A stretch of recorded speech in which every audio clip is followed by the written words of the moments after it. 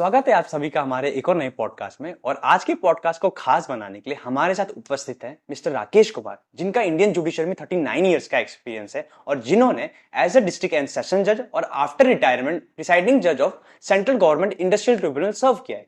क्योंकि सर इतने सालों के एक्सपीरियंस के साथ आ रहे हैं तो आज का पॉडकास्ट ज्ञान से भरपूर होने वाला है।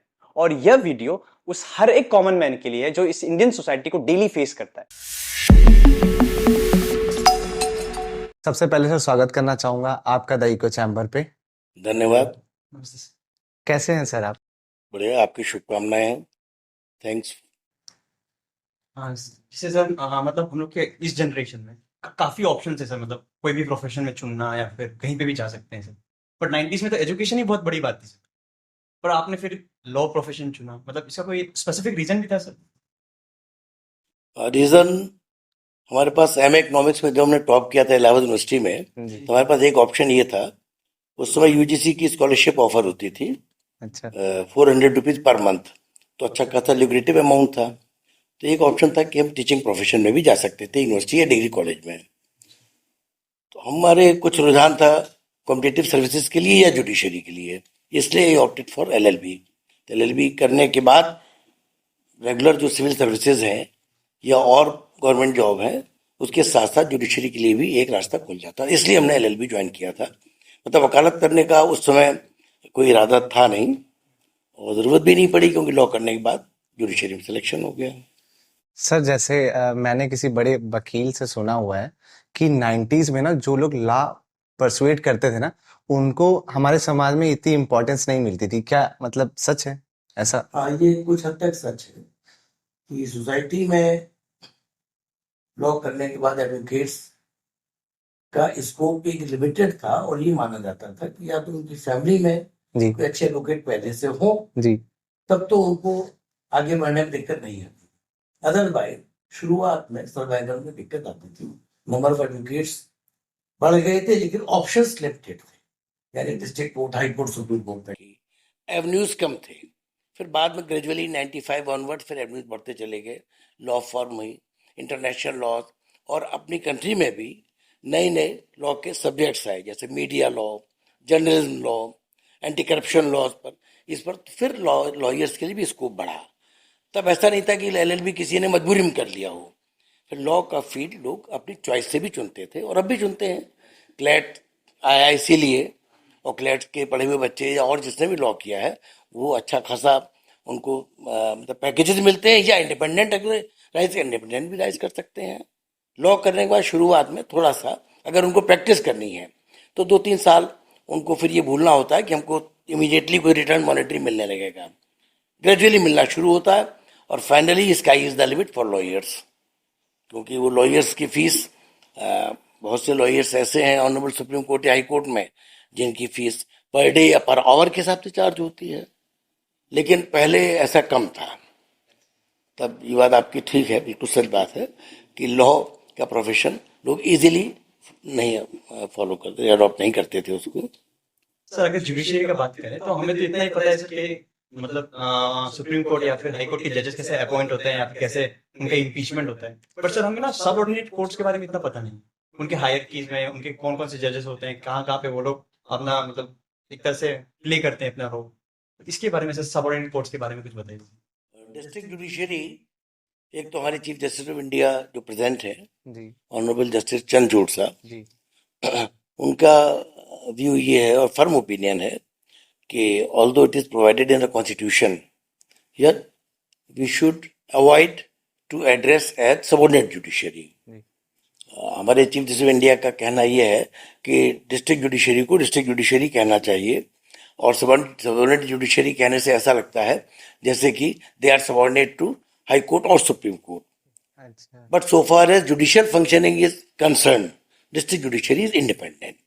तो डिस्ट्रिक्ट जुडिशरी में जॉब के लिए दो तरह से एंट्री होती है। एक तो पब्लिक सर्विस कमीशन के थ्रू होती है, they are appointed as civil जज एट प्रेजेंट पीरियड में बता रहे हैं आपको। हमारे पीरियड में थोड़ा सा डिजिग्नेशन फर्क था जब हमने ज्वाइन किया था।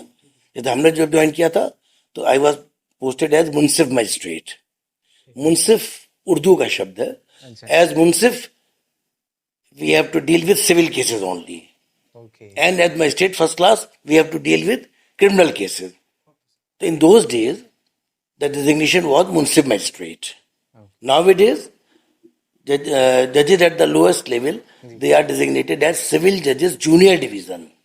Okay. Junior division. Civil judge junior division, as civil judge, they deal with civil cases. Okay. But as judicial magistrate first class they deal with criminal cases.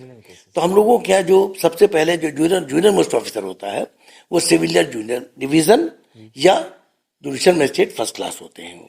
सबसे पहले जब उनका प्रमोशन होता है तो वो चीफ जुडिशियल मैजिस्ट्रेट यह district में एक होता है. अच्छा. और क्रिमिनल प्रोसीजर कोड या सीआरपीसी में चीफ जुडिशियल मैजिस्ट्रेट को काफी इम्पोर्टेंट असाइनमेंट भी है और उनकी पावर्स भी बहुत ज्यादा क्रूशियल है और वाइड है चीफ जुडिशियल मैजिस्ट्रेट के. तो चीफ जुडिशियल मैजिस्ट्रेट या additional chief judicial magistrate same rank के हैं. इसी रैंक की एक पोस्ट होती है सिविल जज सीनियर डिवीजन. अच्छा. तो सिविल जज सीनियर डिवीजन सिविल केसेस को डील करते हैं. Chief judicial magistrate criminal cases को डील करते हैं. अच्छा. और एक डिस्ट्रिक्ट में कई जुडिशियल मैजिस्ट्रेट्स होते हैं. एक डिस्ट्रिक्ट में बहुत होते हैं. जैसे मान लीजिए लखनऊ में जी. तो लखनऊ कम से कम 20 होंगे, लेकिन सीजीएम एक होगा. अच्छा. सीजी में चीफ जुडिशियल मैजिस्ट्रेट हर डिस्ट्रिक्ट में एक होता है. कुछ हमारे यहाँ मेट्रोपॉलिटन टाउन है यूपी में एक ही है कानपुर. अच्छा. तो कानपुर में चीफ जुडिशियल मैजिस्ट्रेट नहीं होते, वहां चीफ मेट्रोपॉलिटन मैजिस्ट्रेट होते हैं. बात हुई है, दोनों के अधिकार जुडिशियल अधिकार बराबर है. तो मेट्रोपॉलिटन सिटीज में नाम चेंज हो जाता है. वहां जैसे दिल्ली जी. तो दिल्ली में सीजीएम नहीं है. जी. चीफ जुडिशियल मैजिस्ट्रेट को आम बोलचाल की भाषा में सीजीएम कहा जाता है. अच्छा. और चीफ मेट्रोपॉलिटन मैजिस्ट्रेट को सीएमएम कहा जाता है. जी. तो दिल्ली में सीएमएम है. अच्छा. सीएमएम है. ये हुआ सेकंड प्रमोशन, मतलब फर्स्ट प्रमोशन. जी. यानी जूनियर डिवीजन से आप सीजीएम हो जाएंगे जी. जी. या सिविल जज सीनियर डिवीजन हो जी. जाएंगे. जी. फिर जब प्रमोशन होता है तब इसको कैडर चेंज हो जाता है. अच्छा. तब कहलाता है higher judicial service cadre, HJS cadre. तो एडिशनल डिस्ट्रिक्ट एंड सेशन जज. जी. एडिशनल डिस्ट्रिक्ट सेशन जज प्रमोशन से भी हो सकते हैं, यानी कि सीजीएम या सिविल जज से प्रमोट होकर भी हो सकते हैं.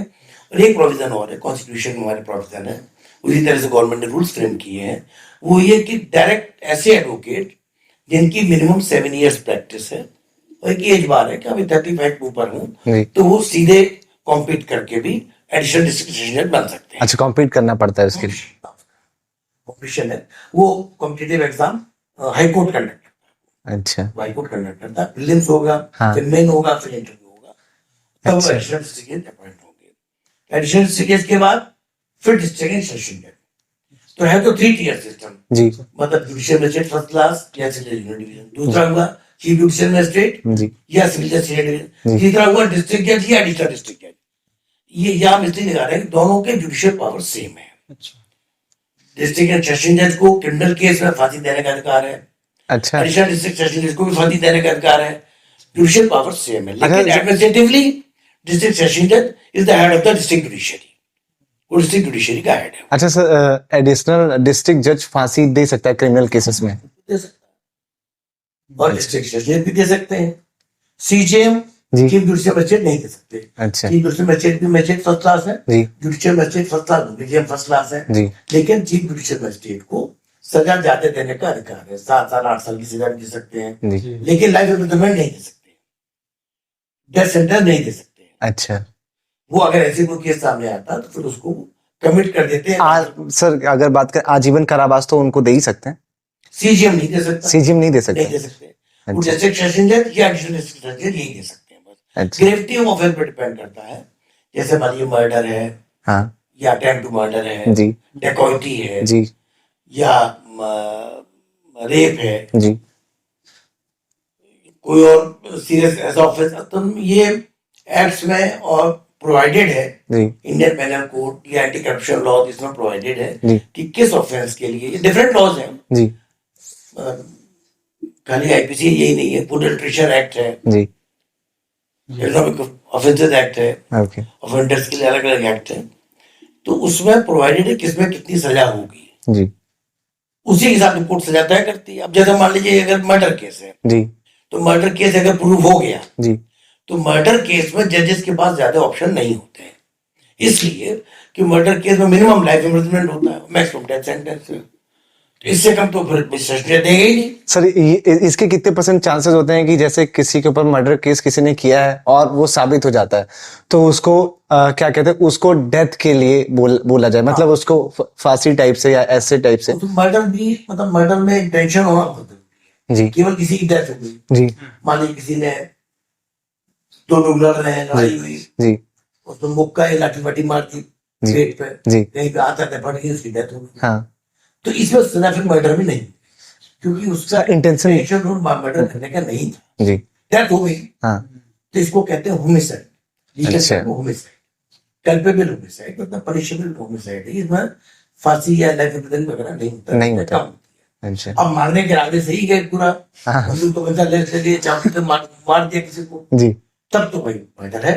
हाँ अब कोर्ट में एविडेंस से ही प्रूव हो पाता है, हाँ ये तो चाहे सही डायरेक्ट एविडेंस हो, सर्कमस्टेंशियल हो। जी अगर प्रूव हो गया जी तो कोर्ट जब गिल्टी होल्ड करती, उसके बाद ऑफेंडर जो रहता, ऑफेंडर मींस जिसने जिस अपराध अपराध किया है तो उसको कोर्ट फिर पॉइंट ऑफ सेंटेंस पर सुनती है, उसको मौका देती है कि भाई आपके ऊपर ये जुर्म साबित है, आपको क्या कहना है।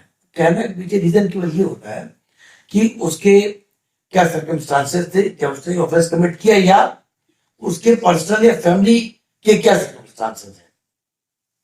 जैसे फॉर एग्जाम्पल मान लीजिए कि कोई ऐसा एक्यूज है जी जिसकी बुजुर्ग विडो जी मदर है, फादर वगैरह कोई नहीं है, जी कि माँ है, बहुत गरीब है वो लोग, जी और किसी वजह से कुछ परिस्थितियां ऐसी बन गई कि भाई उसने जो ग्रीवियस ऑफेंस है मर्डर, हाँ उसने क्राइम कमिट किया है, तो फिर कोर्ट ये सोचती कि इसमें डेथ सेंटेंस ना देके इसको लाइफ इम्प्रिजनमेंट दे दिया जाए। करना ठीक रहेगा। हालांकि उसमें भी मतलब अब तो ये टिल डेथ कोर्ट जेल में रहना पड़ता है, अच्छा टिल लेकिन बाद में गवर्नमेंट को अधिकार है कि वो कम्यूट कर सकते हैं, 14 साल बाद, 20 साल बाद उसको छोड़ा जा सकता है। अच्छा फायदा ये है कि इस बीच में अपनी माँ से मिल सकता है। लेकिन अगर डेथ सेंटेंस होगी, तो अगर हाई कोर्ट कंफर्म करता है या सुप्रीम कोर्ट तक जाने का राइट रहता है उसको, जी या मान लीजिए कोई ऐसा क्राइम है बहुत ही ब्रूटल है, जी किसी व्यक्ति ने या 2-3 लोगों ने ब्रूटली 10-20 लोगों को मार दिया एकदम, हाँ तो इसमें तो पूरा समाज हिल जाता है ना, चाहे किसी भी तरह का हो। हाँ तो फिर कोर्ट को भी लगता है भाई ये तो डेथ पेनल्टी इसमें अवार्ड होनी चाहिए। ये इस तरह से वहां कोर्ट डिसीजन लेती है जी कि क्या अप्रोप्रिएट होगा, जी। कितना पनिशमेंट अवार्ड किया जाए। अच्छा मजिस्ट्रेसी में उनके पास चूंकि उतने ग्रेव ऑफेंसेस के केसेस नहीं पहुंचते हैं, हाँ तो सीजन को लगा कोई केस ज्यादा है तो 7 साल 8 साल इसलिए करती है, तो उन्हें राइट टू अपील रहता है। उसके बाद अगर सीजन तक का कोई ऑर्डर है, हाँ सीजन इम्प्रिजनमेंट फर्स्ट क्लास का, तो उसकी अपील सेशन जज के अलाइ करती है। अच्छा। सेशन जज मींस डिस्ट्रिक्ट एंड सेशन जज। हाँ आम बोलचाल की भाषा में लोग समझते हैं जज साहब। तो एज डिस्ट्रिक्ट जज जब कोई ऑर्डर करता है तो वो ऑर्डर होता है सिविल मामले में। अच्छा हाँ, और क्रिमिनल केस में जब कोई ऑर्डर कराता है तो उसी जज को हम कहते हैं सेशंस जज। अच्छा क्रिमिनल के लिए जैसे सेशन हमने फांसी दी, हाँ तो लोग कहेंगे जैसा फांसी दे दी, लेकिन जो जजमेंट में लिखा जाता है सेशंस जज। अच्छा क्रिमिनल केसेस जो डील करने वाला जज होता है उसको हम लोग सेशंस जज कहते हैं, एडिशनल सेशंस जज या सेशंस जज। और सिविल में जाकर वही कोई ऑर्डर कर रहा है सिविल का, तो कहलाता है डिस्ट्रिक्ट जज या एडिशनल डिस्ट्रिक्ट जज। जी मतलब पब्लिक को खैर उतना उस चीज से मतलब नहीं रहता, लेकिन जो लिटरेट क्लास हमारा है, जी वो चाहे किसी भी फील्ड के हो, हाँ चाहे वो IIT के हो, MBA हो, डॉक्टर्स हो, इंजीनियर्स हो, उनको इतना मालूम होना चाहिए जिससे कि कोई क्वैक से कोई और उनको बेफुल ना कर सके। हाँ ये अब जैसे मान लीजिए केस चल रहा मजिस्ट्रेट क्या, हाँ अब कोई भी उनको मिल गया बेफुल करने के लिए, हम्म। वो कह रहे अरे आपको तो फांसी हो जाएगी इसमें, ये मामला गड़बड़ है। अच्छा अब हाँ आपने ये सही कहा, बोला आपको इतना पैसा खर्च करना पड़े तभी आप छूटेगा, वो बेचारे घबरा गए। हाँ अब इतने पेटी के मान लीजिए भाई मैजिस्ट्रेट फांसी दे ही नहीं सकता, अब घबराहट में आपको चाहे जितना बेफुल कर लीजिए। जी तो इन सब चीजों हाँ आपको जागरूक मतलब पता होना चाहिए, आपको जागरूक रहना चाहिए चीजों को लेकर। सोसाइटी में थोड़ा सा अवेयरनेस रहनी चाहिए। हाँ अब जैसे बहुत से लोगों को ये भी नहीं जानकारी है कि कोर्ट्स में चाहे सिविल केस हो या मैट्रिमोनियल केस हो या फैमिली कोर्ट, मतलब कोर्ट्स के डिस्ट्रिक्ट में भी कई सेटअप्स हैं। हाँ जैसे फैमिली कोर्ट का एक अलग है, हाँ तो फैमिली कोर्ट का जो प्रिजाइडिंग जज होता है वो भी डिस्ट्रिक्ट जज रैंक का ही होता है, अच्छा सीनियर होता है, उसको कहते हैं प्रिंसिपल जज फैमिली कोर्ट। अच्छा तो वहां मोस्टली मैट्रिमोनियल केसेस पहुंचते हैं, या कभी कभी कुछ केसेस पेरेंट्स और बच्चों के भी पहुंच जाते हैं, या अच्छा। बच्चों से पेरेंट्स को मतलब इग्नोर्ड है, नेग्लेक्टेड है, तो पेरेंट्स कोर्ट से रिक्वेस्ट करते हैं कि भाई हमारे बच्चों को कोर्ट आदेश कर दे कि हमको कुछ खाने पीने के लिए भी व्यवस्था हो जाए। तो बुजुर्ग माता पिता परेशान होकर कोर्ट की शरण में जाते हैं। अच्छा। या जैसे डोमेस्टिक वायलेंस के केसेस हैं, इसी तरीके से कुछ हम लोगों के यहाँ डिस्ट्रिक्ट जुडिशरी के ऑफिसर्स ही रहते हैं, वो कहलाते हैं MACT, MACT। Motor accident claims tribunal. आप लोग अखबार में पढ़ते हैं, देखते हैं कि रोड एक्सीडेंट्स में काफी कभी कभी कैजुअलिटीज होती है या ग्रीवियस इंजरीज हर्ट हो जाती है। जी। तो उसमें जो भी एग्रीव्ड पर्सन है, एग्रीव्ड मीन्स अगर सर्वाइव कर गया, जिंदा बच गया, हाँ, तब तो तो खुद ही एग्रीव्ड है, जी, फैमिली भी एग्रीव्ड हो गई। जी। मान लीजिए कोई एक्सीडेंट हुआ, जिसका एक्सीडेंट हुआ वो डिसेबल्ड हो गया, दोनों टांगे टूट गई या दोनों हाथ टूट गए, जी। अब कुछ कर तो सकते ही नहीं, वो जिंदा तो है, जरूरी बात तो सही जी। है। तो अपना और अपनी फैमिली का कैसे लुक आफ्टर करेगा वो? हाँ। फैमिली का खर्चा भरण पोषण कैसे होगा? और अगर डेथ होगी जी। तो जो बिरीव्ड फैमिली है, जी। उनकी उसका वाइफ है, बच्चे हैं या पेरेंट्स हैं जो डिपेंडेंट थे, उनका कैसे क्या होगा? तो उसके लिए कानून में प्रोविजन है। और इसीलिए 2 व्हीलर 4 व्हीलर सब जितने हैं, जी। सबका इंश्योरेंस कंपलसरी मैंडेटरी है। अच्छा, इसी वजह से इसी मैंडेटरी वजह है। से, अच्छा। क्योंकि वो जो कंपनसेशन है वो कोर्ट अवार्ड करती है, ट्रिब्यूनल अवार्ड करता है, MACT जिसको कहते हैं, जी। Motor accident claim tribunal. हर जिले में होते हैं, कई लखनऊ में भी है, सभी जिले थ्रू आउट द कंट्री, हर जगह। ऐसा नहीं खाली यूपी में है, जी। ये तो universal law of the country में सभी जगह है ये। अच्छा। कोर्ट ये तय करती है कि इसमें कितना इनको अवार्ड किया जाए जिससे कि कंपनसेट हो सके सूटेबली। अब उसमें दिक्कत तब आती है, जैसे मान लीजिए जी। कोई ऐसे सज्जन है जिनकी 2 लाख रुपए पर मंथ हाँ, सैलरी। इनकम थी, जी। सैलरी थी या बिजनेस से थी या जैसा भी था, और उनकी अनफॉर्चुनेटली रोड एक्सीडेंट में डेथ हो गई। ट्रेजेडी हो गई इतनी बड़ी। अब उनके माता पिता बुजुर्ग हैं, जी। वो कुछ कर नहीं सकते, और वाइफ है, बच्चे बच्चे। तो अब इनको कंपनसेशन कैसे दिया जाए? कहते ये एक चार्ट बना हुआ है, उससे अर्थमेटिकली कैलकुलेट होता है। साथ में ये देखा जाता है डिसीज की एज क्या थी।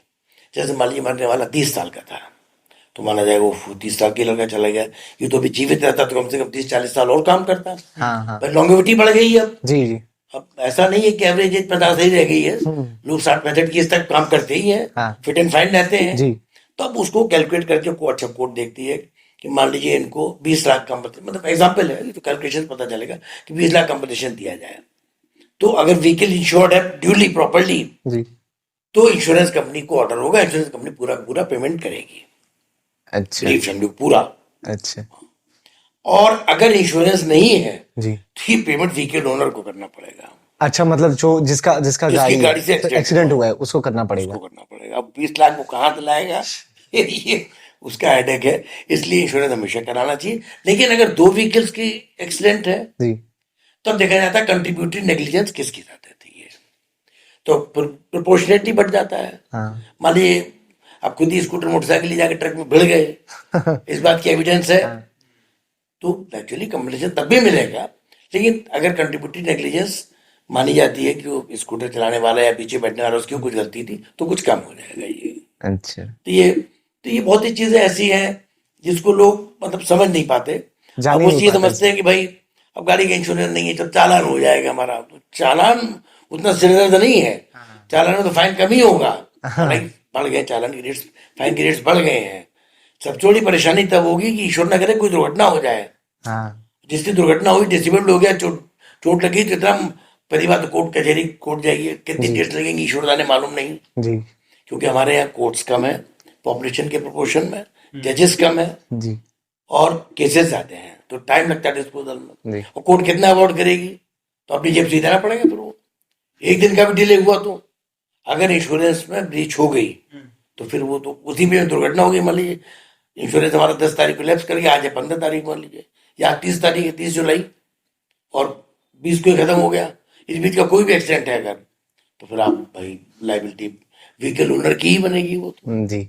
मतलब इंडियन जुडिशरी सर मतलब सिर्फ लॉ पे नहीं ह्यूमर पे भी चलता है। ह्यूमन पर हमारे यहाँ सोशल वेलफेयर की स्कीम है, और सोसाइटी कि जो मैक्सिमम पॉसिबल वेलफेयर इंटरेस्ट को सेफ गार्ड करते हुए ही रखती है।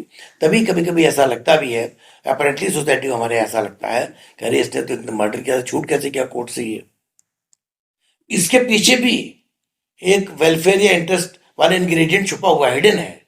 वो इसलिए कि हम लोग बेसिक प्रिंसिपल है हमारे लॉ का कि जो कोर्ट से जिसको भी सजा हो जी तो वो ये कोर्ट ये इंश्योर कर ले कि ये गिल्टी है, पर इनोसेंट को सजा नहीं होनी चाहिए। कोई भी इनोसेंट कोर्ट से सजा ना हो। उस वजह से कभी कभी कोर्ट से ऐसा हो जाता है कि गिल्टी भी छूट जाते हैं। क्यों? गिल्टी के खिलाफ एविडेंस नहीं आ पाई, हाँ डॉक्यूमेंट्री एविडेंस में नहीं आ पाई, ओरल एविडेंस में नहीं आ पाई, तो कोर्ट से छूट गया। सोसाइटी को लगता है तो मर्डर किया था, छूट गया।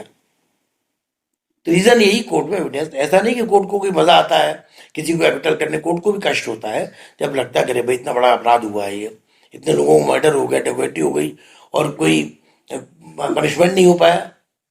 हालांकि प्रोसिक्यूटिंग एजेंसी पुलिस की ड्यूटी होती है जी, जी, केसेस में कि कोर्ट में एविडेंस को एड्यूस करें। कोर्ट तो एविडेंस लाई ही नहीं है कि भाई, कोर्ट की ड्यूटी तो यह नहीं है। लेकिन कोर्ट के मन में हमेशा ही रहता है कि कहीं इनोसेंट तो नहीं चाहिए जिसको हम सजा देने जा रहे हैं। इस वजह से कभी कभी गिल्टी भी छूट जाते हैं। इसलिए सर हम लोग ना मतलब ओल्ड बॉलीवुड मूवीज में देखते हैं कि जो मुजरिम रहता है उसके बचने के चांसेस भी ज्यादा रहते हैं। हाँ, वो मैनिपुलेट कर लेते हैं कभी कभी वो, हाँ। या फॉल्स एविडेंस क्रिएट करने की कोशिश करते हैं हाँ कि जो डेट ऑफ अकरेंस है, जिस दिन ऑफेंस हुआ उस दिन अपनी प्रेजेंस कहीं और दिखाने की कोशिश करेंगे। वो कोई एयर टिकट कहीं से ऑब्टेन कर लेंगे, हाँ। किसी होटल की रिसीट ऑब्टेन कर लेंगे हाँ। कि भाई 15 जुलाई की बात है ये, 15 जुलाई को तुम कलकत्ता के फला होटल में हमने चेक इन किया था, हाँ। 15 जुलाई को तुम दिल्ली में हो ही नहीं सकते थे। हाँ, इस तरह की फॉल्स एविडेंस वो क्रिएट करने की कोशिश करते हैं। तो कभी कभी भाई वो सफल हो जाते हैं इसमें। हाँ, लेकिन अगर ढंग से इन्वेस्टिगेट किया जाए, इन्वेस्टिगेटिंग एजेंसी हमारी जो भी हो, पुलिस हो, सीआईडी हो, क्राइम ब्रांच हो, सीबीआई हो, जो भी हो, वो अगर पूरा तह तक पहुंच जाए तो पता चल जाता है कि ये फॉल्सली बना लिया गया है ये। या फॉल्स मेडिकल एविडेंस बनाने की भी कोशिश कभी कभी करते हैं। हम लोग शो करते हैं कि हॉस्पिटल में एडमिट हो गए हम तो, या कोई मेडिकल सर्टिफिकेट ले आए कि साहब ये तो बहुत बीमार थे, हमने बेड रेस्ट से वाइट कर दिया था, कि मर्डर करने कहाँ पहुंच जाएंगे वहां। तो वो कोर्ट की नेचुरली अपनी ड्यूटी भी है, लेकिन कोर्ट की ड्यूटी की एक लिमिटेशन है। कोर्ट प्रोसिक्यूटिंग एजेंसी का काम नहीं कर सकती, इन्वेस्टिगेटिंग एजेंसी का काम नहीं कर सकती। भाई कोर्ट पुलिस का काम थोड़ी करेगी बैठ के, अपना ही काम पहले हो जाए कि इतने ज्यादा केसेस हैं एक एक कोर्ट में, मतलब 10-10, 15-15 हजार केसेस हैं किसी एक जज मजिस्ट्रेट का। अब आप इमेजिन कीजिए कि एक दिन में कितने केसेस टेकअप हो पाएंगे।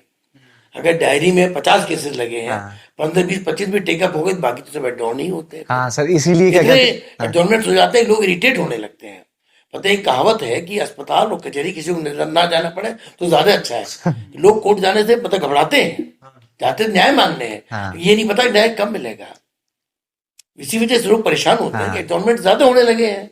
सर इसीलिए मैंने ना अभी रिसेंट पढ़ा है कि भारत में 4.9 करोड़ केसेस पेंडिंग है। बिल्कुल सही बात है आपकी, बिल्कुल। इसकी कहीं ना कहीं एक वजह ये भी हो सकती है कि मतलब हमारे यहाँ एडजॉर्नमेंट ज्यादा हो जाते हैं जी। एडजॉर्नमेंट ज्यादा केसेस बढ़ने का एक रीजन तो खैर चली है कि एडजॉर्नमेंट ज्यादा होते हैं, एडजॉर्नमेंट और जजेस की संख्या प्रोपोर्शनेटली कम है जी। लेकिन केसेस बढ़ने का एक रीजन हम लोग ये भी मान सकते हैं कि ड्यूरिंग द लास्ट 2-3 डिकेड्स, शायद आप लोग ये महसूस करेंगे, क्योंकि जरूरी नहीं हमसे एग्री करें, कि हम सब लोगों में, सोसाइटी इन जनरल, और शायद ये ग्लोबल ट्रूथ है थ्रू आउट द वर्ल्ड, मान लीजिए आप, कि टॉलरेंस कम हो गई है। टॉलरेंस कम हो गई है जी। हम लोग, मतलब अगर कोई पड़ोस में मान लीजिए छत धो रहा है डेली, उसका पानी अगर हमारे आंगन में गिर रहा है, तो 2-3 दिन बाद नहीं मानेगा तो उसको लीगल नोटिस पकड़ा देंगे। हाँ ये तो सर है, आपस में बैठ के इसको सॉर्ट आउट नहीं करते हैं। या छोटी छोटी बात, गांव में मेड़ पर कोई झगड़ा हो गया कि भाई तुम्हारे ये बैल हल चलाते समय हमारे खेत में क्यों घुसा आया, इसको बैठ के ग्राम प्रधान के साथ या कहीं सॉर्ट आउट कर सकते हैं, नहीं हो पाया। तो मतलब सहन शक्ति भी हम लोगों में कम हो गई है। तो हर बात के लिए जरूरत हो या ना हो, कोर्ट आ जाते हैं। तो होता क्या है कि कोर्ट में जो जेन्युइन केसेस हैं, जो ज्यादा इंपॉर्टेंट केसेस हैं, वो सफर करते हैं, क्योंकि टाइम इसको भी देना पड़ेगा सुनने के लिए। वो चाहे जरा सी नाली का झगड़ा हो, चाहे पड़ोस में चक्की जोर से चल रही, शोर मत रहा, मिक्सी जोर से चला दी, हमारी दीवार पर लिया तो आवाज आ रही है, पढ़ी नहीं पा रहे भाई। अब पड़ोस वाले घर में मिक्सी जोर से चल रही है, वाटर कूलर जोर से चल रहा है। मतलब टॉलरेंस इन जनरल कम हुई है। तो वो खाली इंडिया में नहीं सभी जगह कम हुई है। और म्यूचुअल सेटलमेंट या एमिकेबल सॉल्यूशन निकालने के लिए एफर्ट्स कम किए जाते हैं। हालांकि इसमें अपनी जुडिशरी इंडिया में खास तौर से वो बहुत ज़्यादा उसके लिए जागरूक है और उसमें उन्होंने बहुत पेंस लिए हमारे यहाँ। मतलब हर जिले में एक अथॉरिटी होती है, डिस्ट्रिक्ट लीगल सर्विस अथॉरिटी उसको कहते हैं, DLSA। उसका चेयरमैन डिस्ट्रिक्ट जज होता है और DM, SSP और कुछ और अथॉरिटीज उसके मेंबर होते हैं। उसका फंक्शन यही होता है कि लोगों को इसको कहते हैं प्री लिटिगेशन सेटलमेंट, कि कोर्ट ना पहुंचे उसके पहले उनको समझाया बुझाया जाए और सुलह कराई जाए। इसका एक और भी रोल है, वो ये जिन लोगों को वकील नहीं हायर कर पाते, पैसा नहीं है या जानकारी नहीं है, तो उनको गवर्नमेंट एक्सपेंसेस पर, अगर वो फाइनेंशियली बहुत स्ट्रांग नहीं है, तो सरकारी वकील की सुविधा भी उपलब्ध कराई जाती है। लेकिन सर ये बहुत से लोगों को पता ही नहीं है। अच्छा, सीधी सी बात है, सीधे कोर्ट चले जाए हर जिले में। मतलब डिस्ट्रिक्ट जज के पास मान लीजिए नहीं पहुंच पा रहे, काम ज्यादा है, तो एक DLSA का सेक्रेटरी भी होता है, सिविल जज रैंक का, वहां रिक्वेस्ट कर सकते हैं जाके कि साहब ये हमारी परेशानी है, हमको वकील दिलवा दिया जाए, वो भी जरूरतमंद हो। अच्छा, स्टेट लेवल पर अथॉरिटी है, उसको कहते हैं SLSA, state legal service authority. इसके चेयरमैन जो है वो हाई कोर्ट के ऑनरेबल सीनियर जज होते हैं, वो इसके चेयरमैन होते हैं। उसका मेंबर सेक्रेटरी एक डिस्ट्रिक्ट रैंक का होता है, उनका फंक्शन भी यही है। ऐसे हाई कोर्ट में लीगल बॉडी बनी हुई है, ऑनरेबल सुप्रीम कोर्ट में भी बनी है, उसको कहते हैं NLSA, national legal service authority. तो उसमें ऑनरेबल सुप्रीम कोर्ट के सीनियर जज है, वो उसके चेयरमैन होते हैं। ये मतलब जनता की भलाई के लिए है, इसका कोई मतलब पॉलिटिकल इससे कोई मतलब नहीं है। ये केवल सोशल वेलफेयर के लिए है। लेकिन लोगों को धीरे धीरे, जैसे मान लीजिए सजा हो गई, अब सजा हो गई, वो बेचारा इतना गरीब था कि वकील भी नहीं हायर कर पाया। अच्छा, वकील हायर नहीं कर पाया, कोर्ट में फाइट नहीं कर पाया, तो कन्विक्शन हो गया, उसका जेल पहुंच गया, उस पर पैसा नहीं है, बिल भी नहीं करा सकता अपनी, वो इतना परेशान, भाई क्या करे बेचारा, कहाँ जाए वो। दूसरी पार्टी स्ट्रांग थी, उसने एविडेंस क्रिएट की या एविडेंस रेड्यूस की, सजा हो गई, तो जेल से एक एप्लीकेशन भेज सकता है, सिंपल वो।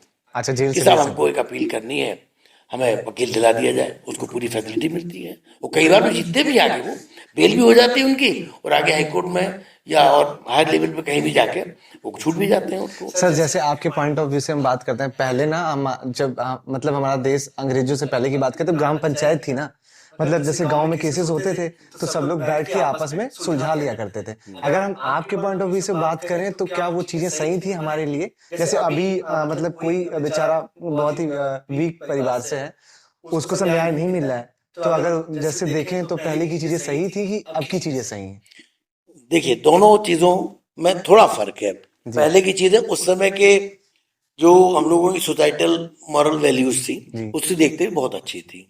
अब हम लोगों की बहुत से नॉर्म्स समय के साथ साथ चेंज हुए हैं, तो पुराने जो वैल्यूज हैं उनको हम आज के परिप्रेक्ष्य में देखें तो वो अब भी सच पाई जाएगी, लेकिन सब्जेक्ट टू सर्टेन मॉडिफिकेशंस। वही मॉडिफिकेशन ये हो गए हम लोग, जैसे मान लीजिए ग्राम प्रधान के पास हर कोई अब नहीं पहुंच पा रहा है, किसी भी रीजन से। मान लीजिए गांव में नहीं हिम्मत जुटा पा रहा, उसको लग रहा है कि ग्राम प्रधान पॉलिटिकली ज्यादा स्ट्रांग है, हम दूसरी पार्टी के हैं तो हम भगा देगा, तो फिर यहाँ आ सकता है वो। क्योंकि पब्लिक के मन में अभी भी ये है कि हमारी जुडिशरी इंडिपेंडेंट है। हम जज साहब के पास जाएंगे तो जज साहब हमको वकील भी दिलवा देंगे सरकारी खर्चे पे, और न्याय भी। तो वो ग्रीवेंस किसी से भी हो, उनको पुलिस से ग्रीवेंस है, मान लीजिए DM से है, हॉस्पिटल से है, कहीं से है, इवन हॉस्पिटल में भी अच्छा इलाज अगर नहीं हो रहा है, उसके लिए भी एप्लीकेशन आगे यहाँ दे सकता है, डिस्ट्रिक्ट जज के यहाँ या DLSA के यहाँ, कि हॉस्पिटल में कोई सुविधा दिलवा दी जाए।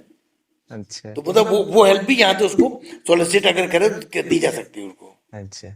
तो लेकिन ये था कि धीरे धीरे अब लोगों को मतलब लिटरेसी तो खैर चलिए मान लीजिए कम है, लेकिन अवेयरनेस के लिए जो हमारा जो लिटरेट क्लास है, जो यूथ है, उनको जब भी टाइम मिले, मान लीजिए अगर वो 10-12 घंटे अपने पढ़ाई में या अपने प्रोफेशन में बिजी हैं, तो हफ्ते में 1 घंटे, आधे घंटे, 15 मिनट निकालें कि कुछ और लोगों को बता दें कि भाई देखिए आपके पास ये सॉल्यूशन है, आप यहाँ जा सकते हैं और यहाँ से आपको रेमेडी मिल सकती है या एफर्ट्स किए जा सकते हैं।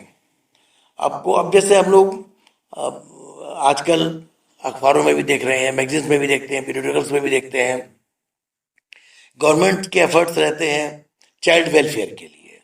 तो इसमें भी सबसे पहले हमारा मतलब ऑनरेबल सुप्रीम कोर्ट ने इनिशिएटिव लिया, जजमेंट हुए, तब सबसे पहले कॉन्स्टिट्यूशन में अमेंडमेंट हुआ, और कॉन्स्टिट्यूशन में अमेंडमेंट होकर एक आर्टिकल इंसर्ट किया गया, आर्टिकल 21A।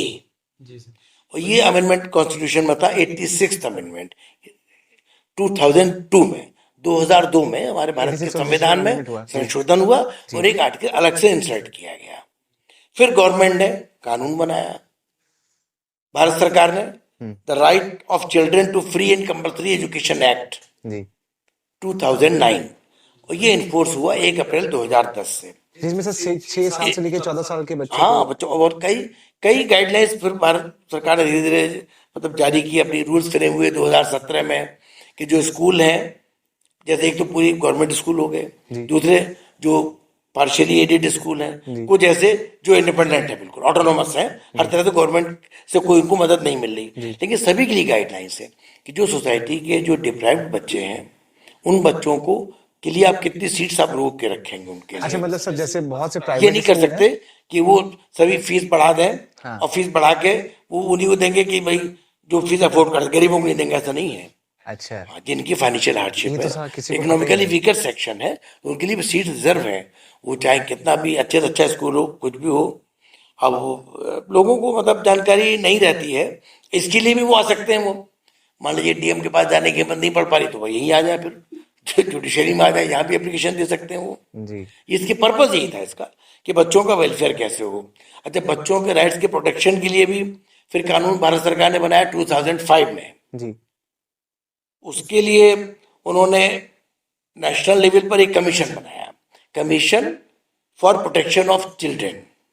जी ऐसी स्टेट लेवल पर कमीशन बना, फिर डिस्ट्रिक्ट लेवल जी। पर, और चाइल्ड वेलफेयर कमेटीज बना दी गई। पर्पस क्या था? तो पर्पस उसका ये था कि मेनली वो ये चाहते थे कि बच्चों को कम से कम 4 चीजों पर फोकस करें। जी हमारा एडमिनिस्ट्रेशन, मेनली जाहिर एडमिनिस्ट्रेशन की जिम्मेदारी मानी जाती है अपनी वेलफेयर स्टेट में। पहली चीज कि नॉन डिस्क्रिमिनेशन, कोई भेदभाव नहीं होना चाहिए जी किसी निर्धन बच्चे में या धनवान बच्चे में या डिसेबल्ड में, कोई स्पेशली एबल्ड या उस तरह का बच्चा हो, पहली चीज। दूसरा ये था कि चाइल्ड के बेस्ट इंटरेस्ट में क्या है। अच्छा ये नहीं कि आप भाई बच्चे को हम केवल पढ़ाई की बात सोचें, जी तो उसके पास पहनने के लिए ड्रेस है, अच्छे कपड़े हैं कि नहीं, बच्चे की ऐसा माहौल है कि नहीं। और तीसरा ये था कि उसके सर्वाइवल के लिए और फर्दर डेवलपमेंट के लिए क्या क्या किया जा सकता है। मतलब ये सब कानून बन गया। तो जब कानून बना नेचुरली, तो फिर भाई उसको इन्फोर्स किया गया, तो इन्फोर्समेंट एजेंसीज भी डरी। हुआ ऐसा था कि 2 बहुत इंपॉर्टेंट केसेस हैं इसमें। आप वैसे ही हम सरसरी चर्चा बता दें, क्योंकि आप लोगों को कोर्ट में जाके बहस करने की जरूरत भी नहीं है।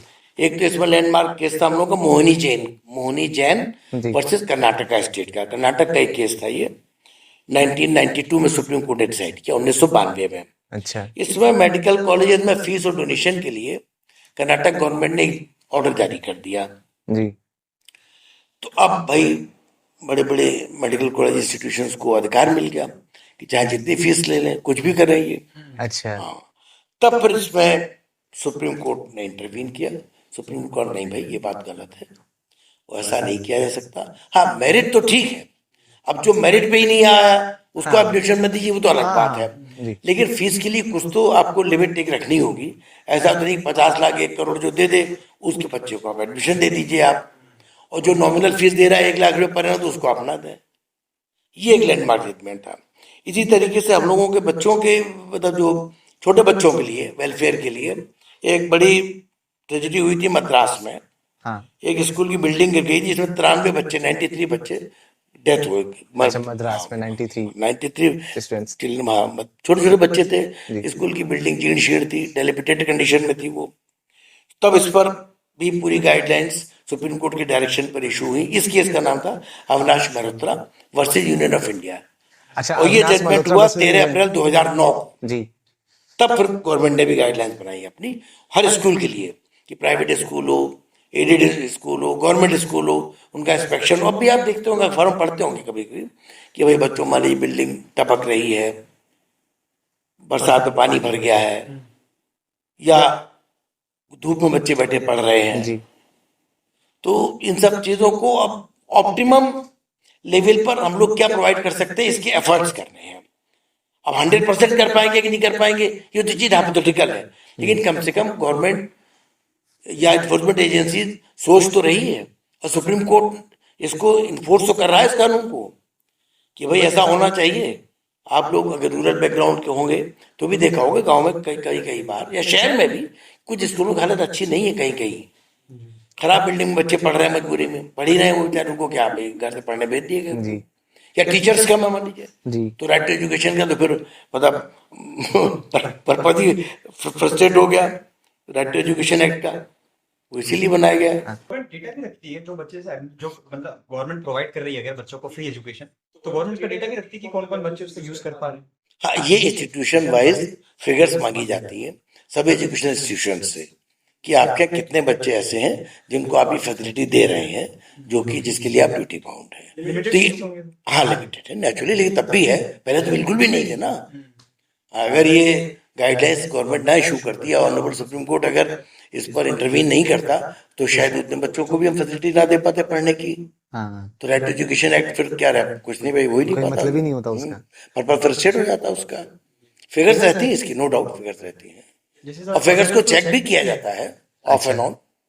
जी सर, जैसे आपने ना यूपी में सर्व किया है, जी। ठीक है, तो ऐसा कभी हुआ हो कि आपको धमकी वगैरह मिली हो यूपी के अंदर है। यूपी में अंदर रह के? नहीं, धमकी तो खैर नहीं मिली, हाँ, लेकिन कई बार ऐसे इंस्टेंसेस आते हैं क्योंकि जजेस भी ह्यूमन बीइंग है, जाहिर है, हाँ और वो डिस्ट्रिक्ट जुडिशरी के हों, ऑनरेबल हाई कोर्ट या ऑनरेबल सुप्रीम कोर्ट के हों, हाँ तो मन में कुछ अप्रिहेंशन जैसा हो सकता है, लेकिन मेरा अपना मानना यह है हाँ कि जजेस फियरलेसली वर्क कर लेते हैं। अच्छा वो डर अपने आप फिर दूर हो जाता है, अपने और अपनी फैमिली की डर रहता जरूर है मन में, लेकिन जजमेंट देते समय या वर्डिक्ट करते समय हाँ। फिर वो मतलब डर उस समय खत्म हो जाता है। सर, कोई ऐसी घटना हुई हो आपके साथ तो शेयर करिए।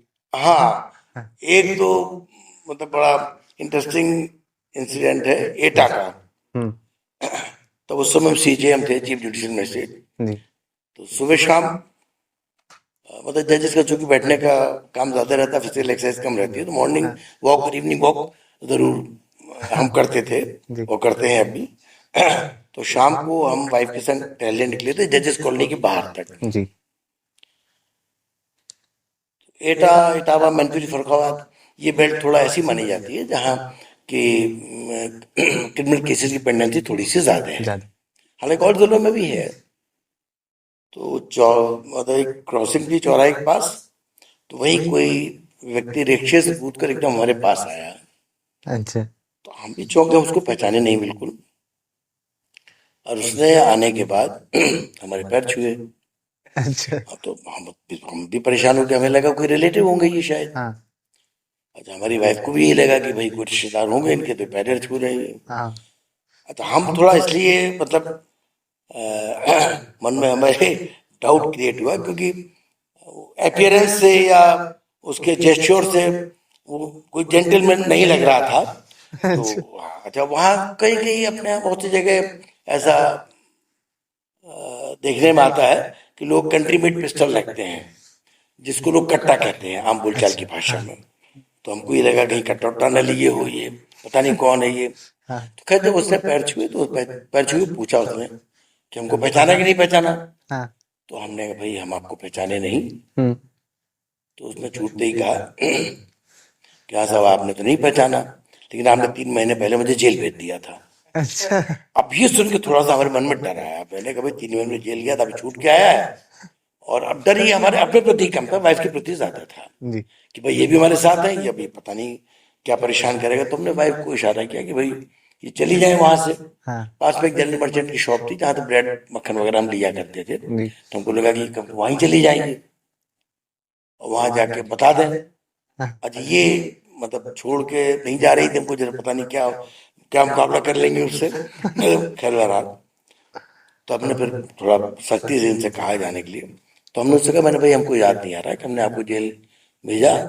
और जनरली हम अपने पूरे टेन्योर में मतलब 38-39 ईयर्स का टेन्योर एज जज जो हमारा था, हम एक्यूज पर्सन है किसी से भी कभी तुम या तू करके मैंने बात कभी नहीं की। अच्छा अगर गिल्टी भी होल्ड किया है कभी और ये तय करना है कि डेथ सेंटेंस इधर है, तब मैंने आप करके बात की, ये लाइफ इम्प्रिजनमेंट देनी। उससे मैंने कहा भाई हम आपको पहचाने नहीं, हो सकता है मैंने आपको भाई जेल भेजा हो कभी। हाँ। तो बोला कि नहीं साहब आपने जेल भेजा सही, तो हमारी संगत बहुत खराब हो गई, बहुत खराब सोबत थी हमारी। और हम फिर अपने आप बोलने लगा कि साहब हम डकैतों के साथ चले गए, वहां चले गए, वहां चले गए। अब हम और परेशान, मैंने कहा पता नहीं यहाँ ये बीच चौराहे पे जाने क्या ड्रामा करेगा। मन में डर यही था कि कपड़ों के जेब में कट्टा ना रखे हुए, कट्टी बिट पिस्टल तान ना दे हमारे ऊपर, ये कोई खुश तो नहीं होगा इस बात से कि हमने जेल भेजा था। तो हमने कहा भाई आप हमसे क्या चाहते हैं आप। जी। अच्छा इत्तेफाक के बाद आस पास पुलिस हमको देख भी नहीं रही थी कि जो हम कॉल कर लें किसी को। तो बोला साहब हम ये चाहते हैं कि साहब हमारा मुकदमा जल्दी खत्म कर दीजिए। अच्छा। तो हमने कहा भाई देखिए ऐसा है कि कोर्ट में बहुत से मुकदमे रहते हैं, जी। हम पूरी कोशिश करेंगे आपके मुकदमे जल्दी खत्म करने की, लेकिन अब यहाँ हम आपको कैसे बता पाएंगे। यहाँ भाई आप कोर्ट में ये बात हमको याद दिलाइएगा, यहाँ तो हम आपको नहीं कह सकते कि हम आपको मुकदमा पहली तारीख में खत्म कर देंगे। आप जब कोर्ट आइएगा तब अपनी पूरी बात बताइएगा। बोले साहब हम सुधरना चाहते हैं, हमारी पत्नी है, बच्चे हैं, और हम अब परेशान हो गए अपनी लाइफ से कि दौड़ते दौड़ते पुलिस भी पीछे पड़ी रहती है और हमारी लाइफ में सुकून नहीं है। खैर लकीली तब तक हमारे फेवर में केवल इतनी बात हुई कि वो जिस रिक्शे से कूद के आया था हमारे पास, तो रिक्शे वाला उसके पीछे पड़ गया। चलो हम कब तक खड़े रहेंगे, इंतजार कब तक करते रहेंगे, चल चल रहा है कि नहीं चल रहा। तो हमको खैर पुलिस को भी कॉल नहीं करना पड़ा, फिर दोबारा उसने पैर छुए चला गया वो। तब तो कभी कभी ऐसे इंस्टेंस होते हैं। धमकी तो ऐसा वैसे नहीं दी गई, ना टेलीफोन पे दी गई कभी। अच्छा। कोर्ट में जेस्चर से एक लोगों ने कभी थ्रेटन करने की कोशिश की, कोई जो बहुत ज्यादा मतलब सो कॉल्ड डॉन थे, तो उसको हमने मतलब माइंड नहीं किया। मतलब ठीक है, हमने कही तो उसका काम ही यही है भाई, जो डॉन है हमारी 10-12-20 मर्डर कर चुका है, अगर वो तो कोर्ट में आएगा तो हमसे क्या डरेगा वो, तो कोशिश तो करेगा ही कि अपने जेस्चर से धमकाने की। मतलब वो उसका ज्यादा फर्क नहीं पड़ता था क्योंकि पुलिस सफिशिएंट रहती थी। और सब बड़ी बात यह है कि अगर आप आस्तिक हैं, मेरा अपना मानना ये है कि अगर आपको किसी भी शक्ति में विश्वास है तो उसका कंप्लीट फेथ होनी चाहिए। आप अपनी ड्यूटी पाइस ढंग से कीजिए, ईमानदारी से कीजिए, डेडिकेशन से कीजिए। अगर हम ईमानदार हैं, ईमानदारी से काम कर रहे हैं, तो इस बात का कभी घमंड और अहंकार भी नहीं आना चाहिए। ये मेरी अपनी व्यक्तिगत सोच है। अगर ऐसा रहेगा और आप अपने ईश्वर का ध्यान मन में करेंगे तो फिर समस्या नहीं आएगी। क्योंकि जजेस के संग ये प्रॉब्लम आ सकती है कि जजेस को दिन भर कोर्ट में जो क्लास जितना रहता है, आमतौर से वो पोलाइटली या सबमिसिव वे में बिहेव करते हैं। तो ज्यादा पोलाइट सबमिसिव बिहेवियर दिन भर रहे तो कहीं एरोगेंस ना आ जाए, अरे भाई हम ही सब कुछ है। तो ऐसा नहीं है। उसके लिए एक ही छूट है आपको, कैसे आप बच पाएंगे एरोगेंस से, कि आप ये मान के चलिए कि ईश्वर एक शक्ति है। 2 मिनट के लिए जरूरी नहीं है कि आप 1-2 घंटे पूजा करें, तो उससे फिर आप ये जान जाएंगे कि हाँ भाई है कोई और भी। भाई ये तो जाहिर है डिस्ट्रिक्ट जुडिशियल के ऊपर हाई कोर्ट भी है, सुप्रीम कोर्ट भी है, वो तो एक अलग चीज है, वो तो एक अलग चीज है। लेकिन उनका कोई आपके ऊपर जुडिशियल कंट्रोल नहीं है। वो ये थोड़ी कहेंगे आप ऐसा जजमेंट नहीं ऐसा कर दीजिए, तो जो आप करेंगे तो आप खुद जिम्मेदार है, फाइल आपके सामने है। तो लेकिन अपने पता अगर आप एरोगेंस नहीं ला रहे हैं, ये बात भाई शुरुआत नौकरी में लगता था डर वर, फिर वो डर खत्म हो जाता है ग्रेजुअली जो है। सर जैसे हमने देखा है कई सारे केसेस ऐसे होते हैं, जैसे कोई हमारे एज का कोई है सर, वो गिल्टी नहीं है, उसके बाद सर उसको मतलब ऐसा कोर्ट में साबित हो गया कि वो गिल्टी है, उसको सर 10-15 साल की सजा हो गई। अब सर उसका कैरियर क्या हुआ, पूरा कैरियर तो सर उसका चौपट हो गया। और सर बाद में पता चलता है कि वो गिल्टी नहीं है ना, उसके बाद सर क्या ही कर सकते हैं। हाँ बिल्कुल ठीक, बहुत बहुत क्रूशियल आपका इम्पोर्टेंट क्वेश्चन है ये। अगर 10 साल या 20 साल की जो भी सजा हुई है, और जब वो सजा पूरी कर चुका या सजा पूरी करने वाला था, उस समय मान लीजिए उसकी अपील हुई, honourable high court, supreme court से छूट गया वो, लेकिन 10-15 साल तो जेल में रह ही लिया वो। जब बाहर आएगा तो समाज भी उसको खराब दृष्टि से देखेगा, और वो अपने लिए अब कौन सा प्रोफेशन, कौन सा ऑक्यूपेशन, क्या क्या ढूंढेगा वो। बिल्कुल आपका बहुत जेन्युइन क्वेश्चन है ये। इसके लिए अब उसको कैसे रिहेबिलिटेट किया जाए, वो रिहेबिलिटेशन कैसे होगा उसका, वो सोसाइटी में कहाँ जाएगा, वो कहाँ रहेगा वो। तो इसके लिए भी जो स्कीम्स हैं वो हमारे जो लीगल अथॉरिटीज हैं उसके थ्रू वो रिक्वेस्ट भेज सकता है, और गवर्नमेंट उसको प्रयास कर सकती है। उसको ये कंपनसेट एक्चुअली पूरी तरह से तो नहीं हो सकता कि पिछले 15 साल वापस लौट आएगी, तो संभव ही नहीं है, ये तो इम्पॉसिबल है, ये तो इम्पॉसिबल है। लेकिन कम से कम उसको आर्थिक रूप से आत्मनिर्भर बनाने के लिए प्रयास किया जा सकता है। ये असंभव नहीं है, ये इसका प्रोविजन भी है, प्रोसीजर भी है, वो प्रयास किया जा सकता है। और ये हमारी मतलब ऐसा नहीं कि गवर्नमेंट स्तर पर भी उसको भगा दिया जाए, थाने गवर्नमेंट या थाने ने भगा दिया, थाने पुलिस पर क्या हेल्प करेगी इसमें? पुलिस तो कहीं पैसा ना, पुलिस के पास फंड इस बात के लिए। ये तो अगर कोई हेल्प उसकी कर सकता है तब उसकी हेल्प या तो शासन स्तर से हो सकती है या फिर जो विधिक सेवा प्राधिकरण इसको कहते हैं हम लोग, legal service authority, state legal service authority, DLSA, इसके माध्यम से वो एप्लीकेशन दे, तब गवर्नमेंट को रिहेबिलिटेट कराने के लिए कहीं ना कहीं किसी ऑर्गेनाइजेशन से जोड़ सकते हैं उसको।